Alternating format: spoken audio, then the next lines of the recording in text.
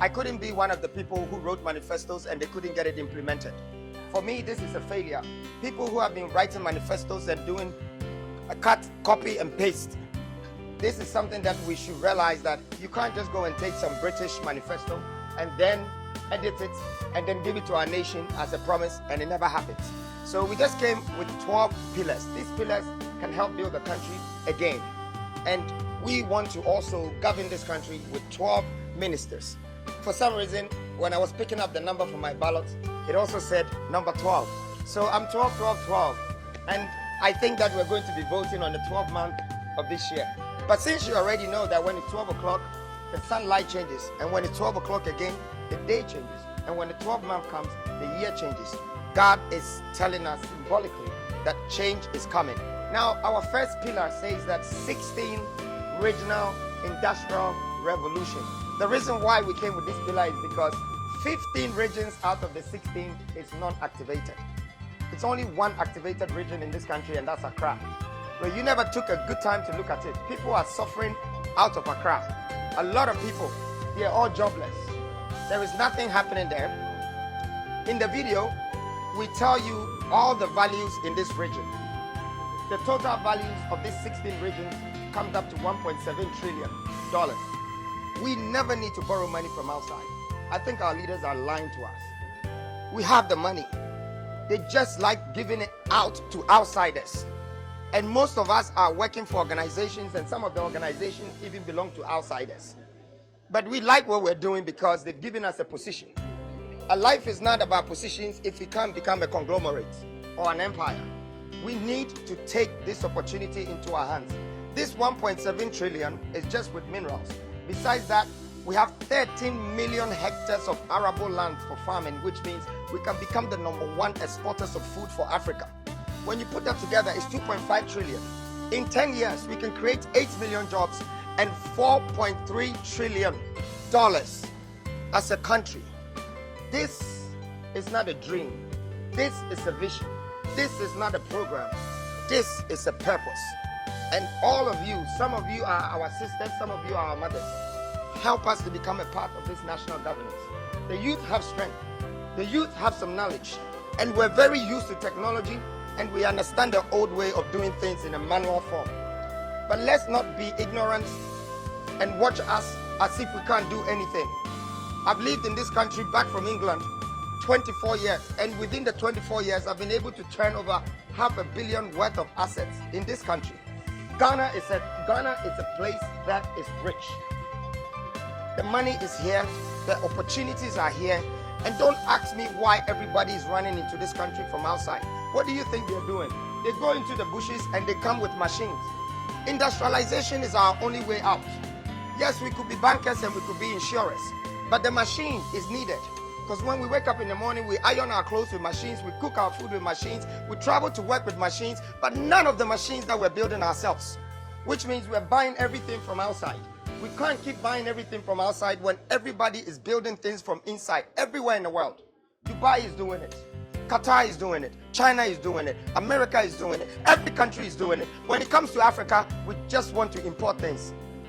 And you know it costs us money to import things. How do you give your cotton to somebody and they bring it back to you as shirt? There's 7 processes where you're going to turn the cotton to textile, to yard, and to pattern before it becomes a shirt. You miss all that process. You never taught your children how to do that.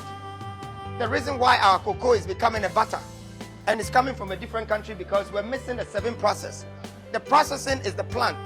We need to bring these machines into our countries. We need to employ people. We don't need people to come and invest. We need to employ people. Now I have a policy here. This policy is called Snake's Revolution. And for the first time, I am bringing such a huge opportunity to insurance by turning insurance platform into banks. Making sure that this policy that holds snakes 10,000 that they will insure in the next 5 years of their life will guarantee them their accommodation when they need it. It will guarantee them their hospital bill when they need it. And it would also fix their education when they need it. Please, I know I don't have enough of this to give to everybody, but if you have a chance and you want to, scan it. They say the best men in this world are the men that are sandwiched by great women. And you know, I never also got the chance to tell you women this. I am advocating for women in this country. I think your flowers haven't been given to you. The men don't want to accept that women can do what the men do. But I am already negotiating with women because I know once we come together, that will be a stronger force to change this world. Women feed us. Women turn our houses to homes. Women are the mothers of this earth. They give birth to us. So let's clap for the women first. So on my left is Dr. Mariam Isaka. That is the incoming vice president for the New Force movement. She's never been into politics. I have never been either. But we believe that together we can build this country again. So I chose a woman of this caliber that has taught people, generational leaders, and also have taken care of funds. So is disbursed properly and look out for the returns, which is something that, you know, we want to do very good. And so this is the incoming vice president. And I know Dr. Mariam Isaka. Chrissy.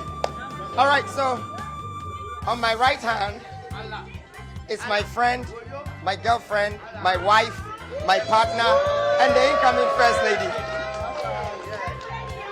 And yeah, I think we'll be very young. We look too young for this, right? You think so? No, I don't. Well, I'm going to tell you guys something. And this is the last thing I would like to leave everybody with.